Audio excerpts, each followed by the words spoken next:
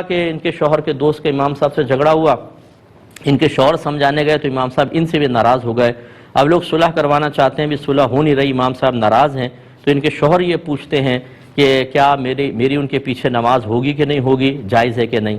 اور اس میں کویسچن بھی بڑھا لیں کہ بعض سمجھتے ہیں کہ امام صاحب سے جھگڑا ہو گیا، ہم نے امام صاحب کے بارے میں کچھ کہہ دیا تو جتنی ان کے پیچھے نماز پڑھی سب کے سب ضائع ہو گئیں۔ یہ دونوں مسئلے غلط ہیں۔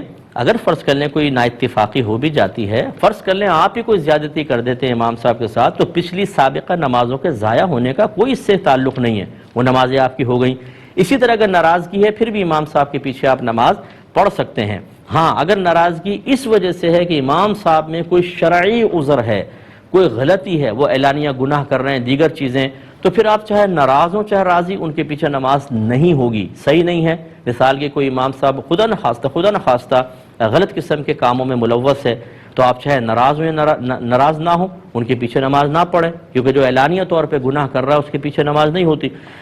مطلب اس کے پیچھے نماز پڑھنا گناہ ہے، یوں سمجھ لیجئے کہ ہو تو جائے گی، فرائض ادا ہو جائیں گے لیکن گناہ گار ہوں گے۔ ایسے شخص کے پیچھے نماز نہ پڑھ کر اس کو خطا کا احساس دلانا گویا کہ واجب ہے۔ لیکن اگر امام میں کوئی شرعی غلطی نہیں ہے، بس یہ صرف تلخ کلامی ہوئی ہے، تو چاہے امام صاحب ناراض ہوں، آپ نماز پڑھیں گے، آپ کی نماز بالکل صحیح ہو جائے گی۔